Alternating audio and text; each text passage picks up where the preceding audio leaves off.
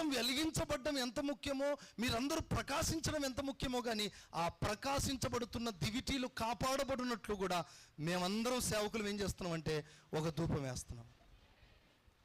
మీరు అనుకుంటారు కదా, మీరందరూ కాపాడబడుతున్నారంటే కారణం ఏంటంటే ఒక సమూహం, సేవకుల సమూహం ఇక్కడ ఉంది. వాళ్ళు ఇలా ధూపం వేస్తున్నారు. దేని మీద ధూపం వేస్తున్నారు తెలుసా? 7 దీపాల మీద ధూపం వేస్తున్నారు. 7 దీపాలు ఎవరికి సాదృశ్యం?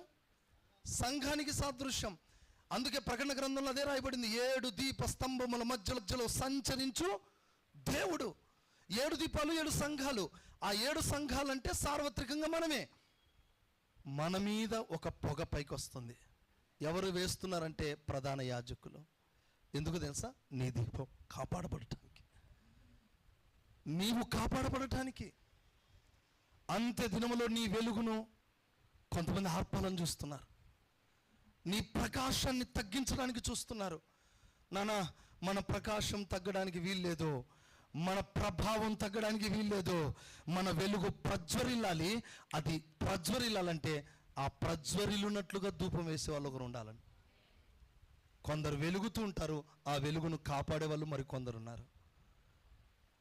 మన స్థాయి ఏ స్థాయికి తెలుసా? మన దీపం ఆరిపోవడమే, అయా నా దీపం ఆరిపోతుందన్న బాధ కాదు, ఇతరుల దీపాలు కూడా నేనే కాపాడుతానన్న స్థాయే ధూపవేదిక స్థాయి. ఆమేన్ చెప్పు. ధూపవేదిక స్థాయి ఏంటో తెలుసా?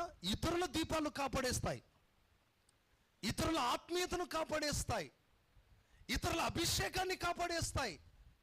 నీ ప్రార్థన ఏ స్థాయి అంటే నిన్ను నీవు కాపాడుకోలేని ప్రార్థన కాదు. నీ ప్రార్థన ఇతరుల బలహీనతలను కప్పి, ఇతరుల కొరతలను కప్పి, ఇతరుల ఆత్మీయ జీవితపు ప్రకాశాన్ని తగ్గనివ్వకుండా ధూపం వేయగలిగిన స్థాయే ఈ సంఘ స్థాయి. దేవుడు మనల్ని మామూలు స్థాయిలో పెట్టలేదు.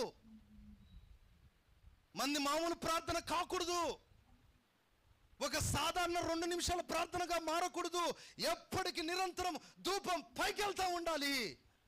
మహిమ మేఘాన్ని మనం అనుభవిస్తూనే ఉండాలి, ఆ ప్రసన్నతను పొందుకుంటూనే ఉండాలి, కృప పొందుకుంటూనే ఉండాలి.